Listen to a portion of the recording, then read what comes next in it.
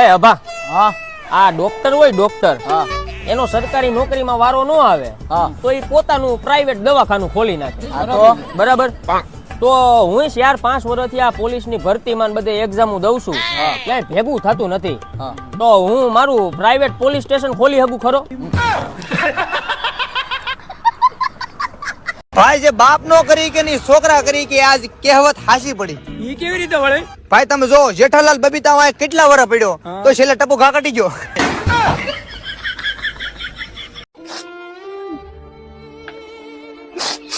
क्या हुआ भाई, रो रहे हो क्या?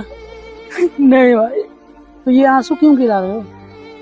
ये ना मैं आंखों से मूत रहा रामखोर, दिखाई नहीं देता है. કા ભાઈ શું હાલે? કાંઈ નહીં ભાઈ, જો આ બેઠા છે.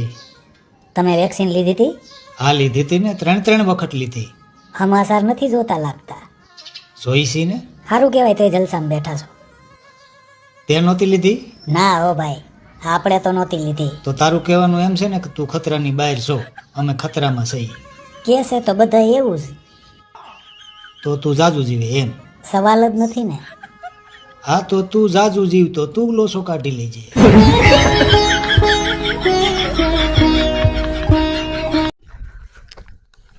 હું કે મોટા હું વિચારમાં પડ્યો.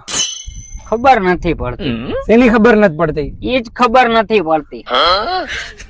જો નાના હતા ત્યારે મમ્મી એમ કેતા કે આને ખબર નથી પડતી. જુવાન થયા તો બાપાએ કીધું કે તને ખબર નથી પડતી. લગ્ન થયા તો ઘરવાળી એમ કહે છે કે તને ખબર નથી પડતી. હવે છોકરા થયા તો ઈ એમ કહે છે કે બાપાને ખબર નથી પડતી. આમાં મને ઈ ખબર નથી પડતી કે આપણે ખબર કેદી પડશે. શેઠ આપણે અહીંયા હે ને હવે જમીન વાવવા નથી રાખવી. કા કેમ? અહીંયા ટાઈટું બહુ પડે છે. ગાંધીનગર બાજુ ગોતો ને, ત્યાં ટાઈટું નથી પડતી. ત્યાં ટાઈટું પડે છે પણ અહીંયા ટાઈટ ની દવા જડે છે. આ દવાનું દીકરું થાતું સાનું માનું મંડને પાણી વાળવા. ચાલુ હવે 2-3 મહિના ટેન્શન રહે, લગન બીજા કરશે ને ઉપાધિ આપણે રહે. ગામમાં આપણાથી નાના હે એના લગન થાય ને આપણે હજી એમને ફરીએ. આમાં લગનમાં કેમ જાવું? લગનમાં જાય તોય કોક આપને કહે કે ભાઈ આ તારાથી નાનો હતો તો આનું થઈ ગયું, તું હજી એમને ફર.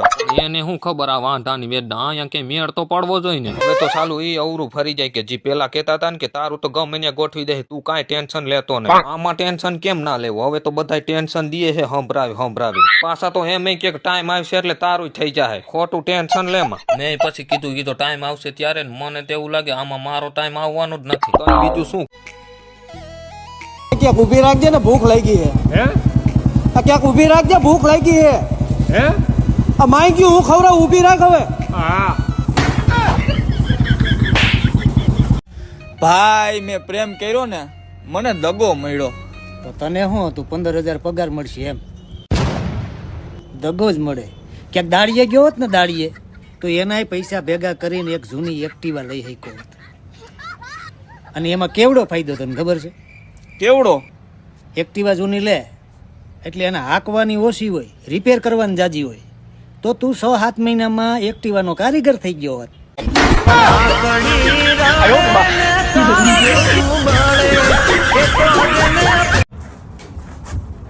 અરે આવો આવો જીજાજી. આ જીજાજી આવ્યા, ચા મૂકજો. ભાઈ ચા ની કાંઈ જરૂર નથી. આ તો નો મૂકતા.